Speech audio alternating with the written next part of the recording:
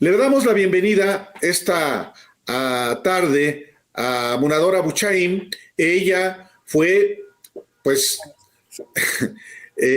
la quien identificó este esquema de saqueo que sigue lamentablemente, Munadora, impune. Así es. Y creo que más Así es. impune que nunca. Pues, ¿qué les puedo decir? Muy buenas tardes a todos. Buenas tardes. Alejandro, pero sobre todo, déjate, viene en un contexto, hasta me da risa, qué maravilla, ¿eh? Viene en un contexto de la historia que nos ha precedido. Y cuando vemos toda esta historia de hechos que en otros países saben hacer investigación, realizan otro tipo de hechos, y vemos que aquí, yo digo de por sí, que me disculpen, pero sostengo cada uno de los términos y resultados que hicimos en la Auditoría Superior de la Federación, absolutamente todos comprobables, pues no nos extraña, ¿no? Porque no depende de una sola causa que esto suceda.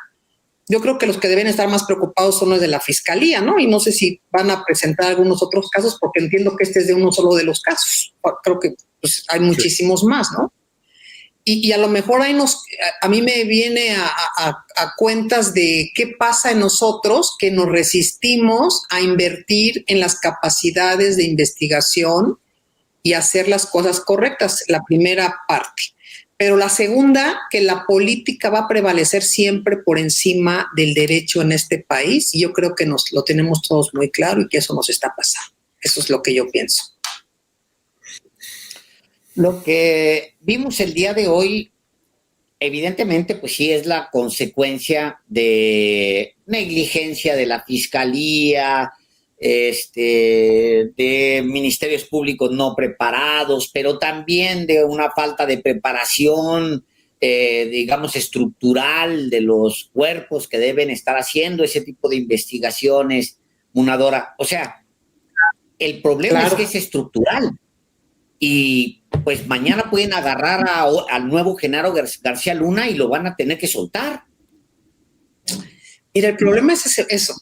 O sea, perdónenme, ya saben que yo digo las cosas como las pienso, es una maravilla de la libertad. Son pandillas sexenales que han trascendido, o sea, no se quedaron. Más de la mitad de ellas permanecen hoy. Es una historia de corrupción.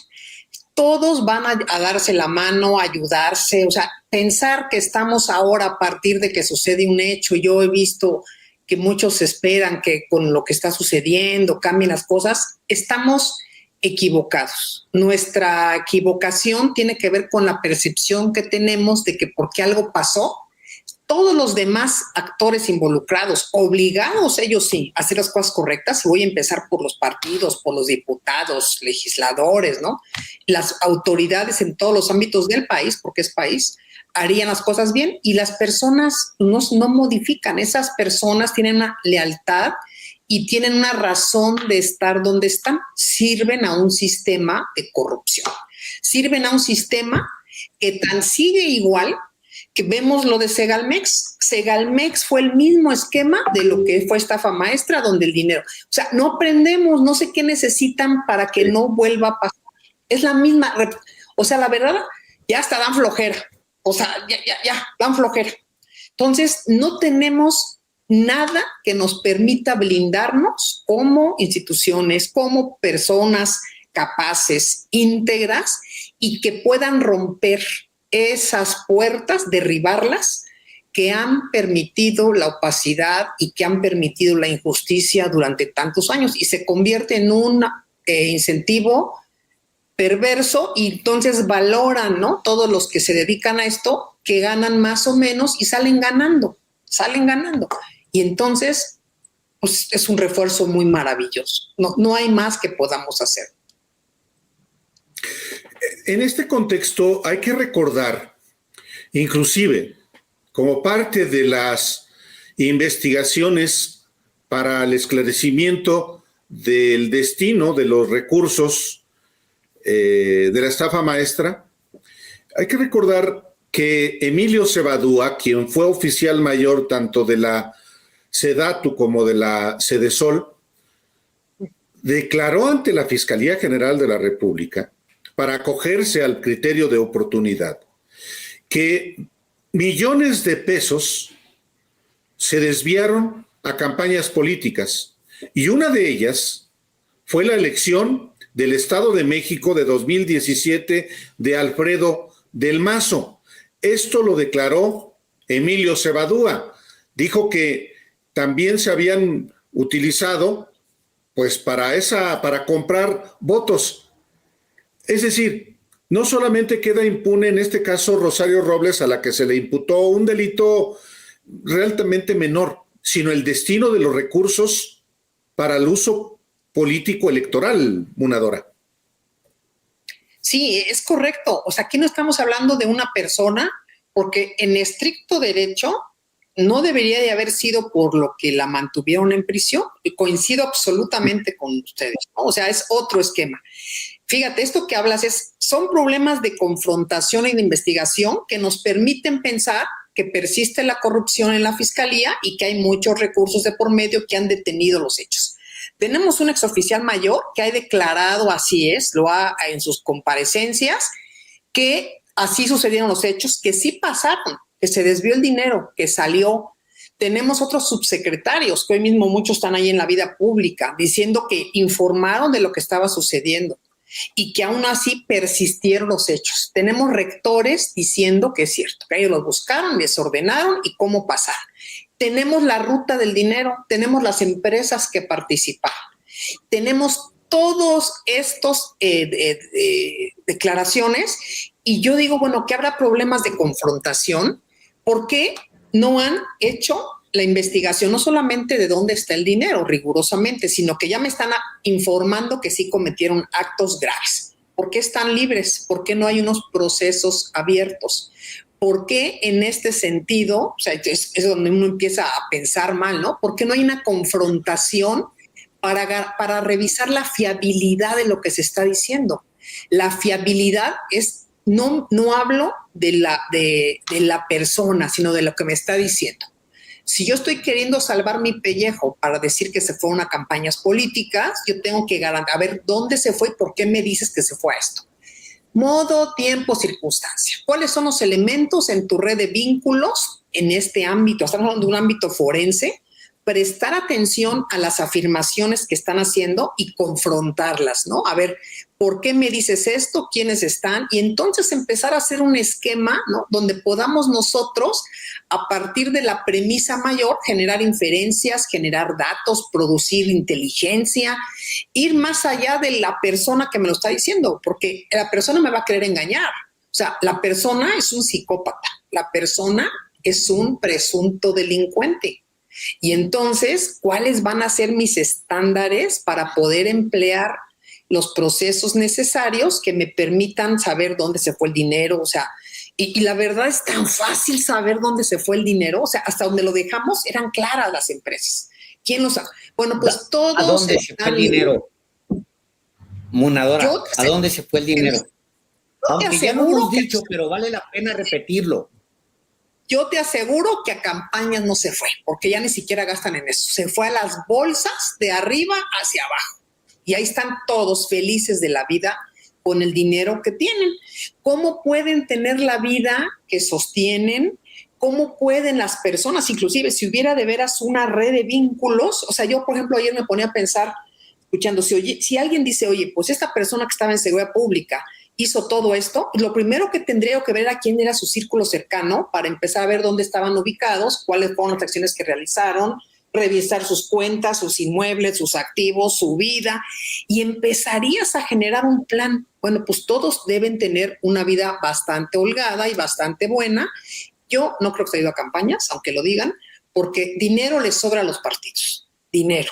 Y a las personas que ponen a trabajar luego ni les pagan, pobres muchachos, y se queda en bandas, ¿no? Finalmente, no tenemos fiscalización, no tenemos mayor investigación, tenemos a las mismas personas, fíjense, las que tenían obligación el sexenio pasado de investigar y de documentar, tanto en la Procuraduría General como en la Función Pública entonces, ahorita trabajando en gobierno, dejaron de hacer.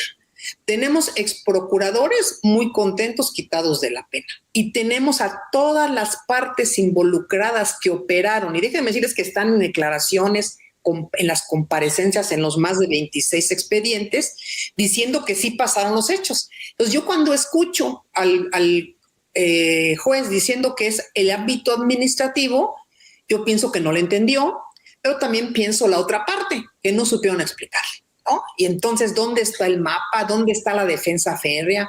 Digo, no puedo esperar que haya una auditoría porque ellos están de su lado, por eso los pusieron, pero este tamaño de intervención no tiene referencia, no tiene referente. Pues, o sea, sería para mí infructuoso tratar de entenderlo. A mí me queda muy claro y no me extraña. Lo que me extrañaría es que hubiera investigaciones de veras donde se rompan esas mafias. Ese es el tema. Le preguntaría a Muna. Perdón que me atravesé ahí, Álvaro. No, adelante. Perdón. A mí me queda más claro, revisando pues la trayectoria del juicio o el remedio de juicio, me queda claro que había un juez, el juez Padierna, que tenía la intención de que Rosario Robles estuviera detenida. Incluso cuando la fiscalía, lo decíamos hace rato, que en 2019, él se extraña que no hayan pedido que se le detenga. Y él es el que casi obliga al Ministerio Público para detener a Rosario Robles y la meten al bote. Bueno, me queda claro también que si no llevaron hasta sus últimas consecuencias esa investigación, pues otro tribunal perfectamente puede, o bien en otra causa, otro juez puede decir, pues a mí me llegó así esto y esto no sustenta que esta señora esté detenida, lo siento. O sea, me queda claro por lo del juez Padierna que tampoco había pues una investigación de parte del Ministerio Público que valiera la pena para retener a una persona. Entonces me obliga a voltear a ver a la fiscalía, no tanto al Poder Judicial. Claro. O sea, sí al Poder Judicial, pues, pero se está convirtiendo en todo es al Poder Judicial. Ah, no, sí, es que el Poder Judicial está corrupto. No, sí, es muy corrupto. Pero no volteamos por default, como lo hacemos con el Poder Judicial, a la Fiscalía, Muna, o es mi impresión. Yo creo, las dos cosas estoy de acuerdo. Yo pienso que el Poder Judicial no es corrupto como lo decimos. Seguramente hay personas, pues, también hemos conocido, muy señaladas, muy conocidas, ¿no? Absolutamente de acuerdo, pero creo que también les falta conocer en este contexto a los jueces en relación a los hechos. En efecto, yo inicié hoy diciendo que no conocía el fondo de la resolución, voy a leerla en conste, pero por lo que tendría que haber estado, por la cuestión por la que no tendría que ver, es absolutamente correcto. En su momento lo he dicho. No es nada más simple y sencillamente ganas de perseguir o de hacer algo injusto, no. Pero hay elementos que sí podrían considerarse y se debieron de haber considerado en otro contexto que no tuvieran que ver no solamente con acotar al ejercicio indebido. Fíjate, una teoría del caso, que es lo que tendría que generar la fiscalía, ¿no? Y que se pretende en este conjunto de hechos que se presentan, supondría un trabajo de análisis de los abogados, tanto de la fiscalía como de la audiencia superior, que es coadyuvante, para seleccionar, armar toda la información y presentar los hechos de la manera como se dieron, en donde tengas una estrategia de litigio. Pero aquí no existe. Fíjate cuántos casos emblemáticos podemos tener en el país de corrupción. ¿Cuántos te gustan? ¿10? ¿9? ¿8? Todos se pierden. Y en cambio, las personas, ¿no? Las personas comunes que son perseguidas y que no tienen los recursos políticos, ni los cuates, ni el dinero para pagar, porque sí hay corrupción en la Fiscalía General, por supuesto, están en temas de esta naturaleza. Entonces, el Ministerio Público tiene la información, los fiscales, y entonces el problema es cómo voy a pensar en esto, cómo voy a generar mi metodología y tratar de presentar mi teoría y defenderla. Defenderla con lo que marca la ley, con la litigación, con todas estas proposiciones fácticas, ¿no? En el entendido, que se describa lo que sucedió y que se espere que al final, con el conjunto de indicios, pruebas y elementos, se pueda generar convicción con los jueces. Pero el caso de Rosario, yo entiendo hasta donde me quedé que ni siquiera llegó a juicio, ¿no? Se quedó en algo mediano, o sea, interpuso recursos y no llegó a ninguna etapa. Yo sí creo que ahí fue una intención absoluta de Fiscalía, pues de no hacer todo lo que tenía que hacer, y no por persecución, y no hablo de ella, o sea, eso quiero quedar muy claro, sino de todos los involucrados. Hablamos de un conjunto de por lo menos más de 200 personas entre morales y físicas que estuvieron vinculados a estos. Entonces, oye, han pasado, ya fíjate, ya se fueron casi 5 años del sexenio, ¿no? Ya no sé, 18, 19, 20, 21, 22, 23, 5 años. 5 años y no se pudo llevar un juicio de un caso de estos, cuando tenían toda la información y tenían todos los elementos, las denuncias presentadas desde antes. Entonces, se privilegia lo político por encima de lo técnico. Esa es la cuestión. Y finalmente, de mi parte, Munadora, las implicaciones que también esto tiene en términos no solamente de la impunidad de implicados en un caso que se acreditó desde la Auditoría Superior de la Federación, sino las implicaciones que tiene también en la sociedad. El mensaje que se les envía es de que, híjole, no cambian las cosas como se pensó que cambiarían, y lo que genera en términos también de desaliento ciudadano. Claro.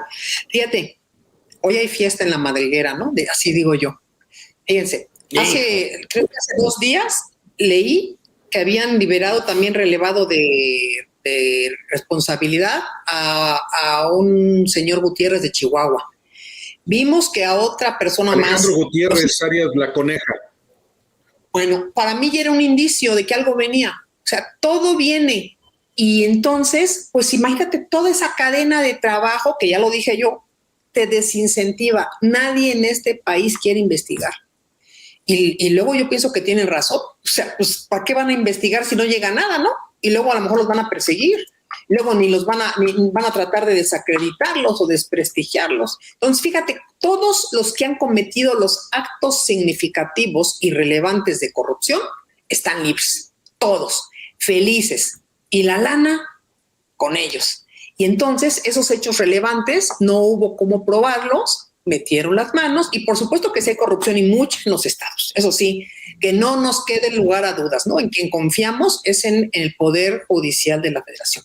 Pero en los estados todos los jueces son puestos a modo, los fiscales anticorrupción, no hay temas de investigación, salvo que tengan a alguien que les caiga gordo, los esté molestando, y entonces ¿cuándo se pone? Pero la historia que nos acompaña y nos va a acompañar mucho tiempo es esa. La percepción es que no pasa nada y entonces deja de pasar. Y ahorita se genera, ya ven, te los dije, vamos ahorita, vamos acá y hagamos negocios. Y ahí están los negocios a lo que da. Es correcto esto. Una sola persona, por decretar que ya no hay corrupción, no puede acabar con ella, ¿no? Entonces el caso es que las instituciones necesitan, y yo lo digo realmente en el ámbito de la justicia, de lo que tiene que ver con la fiscalía y con la fiscalización, renacer. Estas deben ya desaparecer, son obsoletas, ya fueron rebasadas por nuestra realidad. Necesitamos instituciones nuevas, partiendo de cero, no reformas en papel, no colocar a los cuates, no. Necesitamos asegurar que esto que nazca desde cero sí pueda tener la fuerza, la especialización y las mejores prácticas para llevar a cabo las acciones. Con lo mismo vamos a tener los mismos resultados. Tenemos que evolucionar en eso. O sea, todo pasa porque no se previno, porque lo permitieron los que tenían que controlar, prever, informar, lo financiero, la Comisión Nacional de Bancaria. O sea, todo pasa por el dinero. Todo pasa por muchas manos. Las personas que se presentaron a la fiscalía y dieron a conocer los hechos, ahorita se van a aterrorizar porque imagínate, van a decir, híjole, ahora nos van a perseguir más, ¿no? Cuando pensaban que lo que estaban aportando era información, diciendo en un acto de ético, pues que sí pasaron estas cosas y que así fue. Pues todo eso se va a nada. Yo espero que los otros casos que haya, pues los echen a andar, porque hay más de 20 casos, ¿no? Es simple y sencillamente. O sea, no son errores, ¿eh? Hay intención de que no pasen las cosas.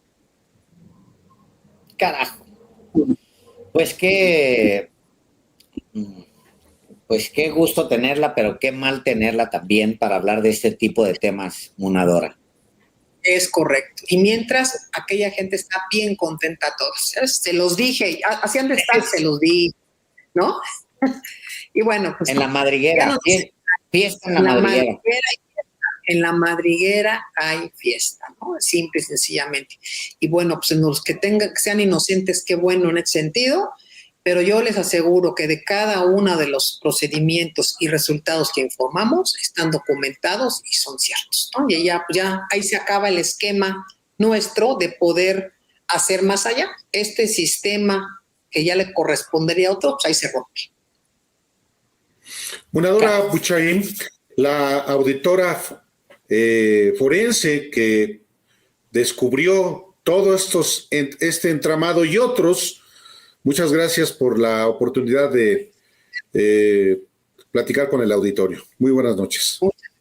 Cuídense, que estén muy bien. Gracias a todos. Hasta luego. Gracias.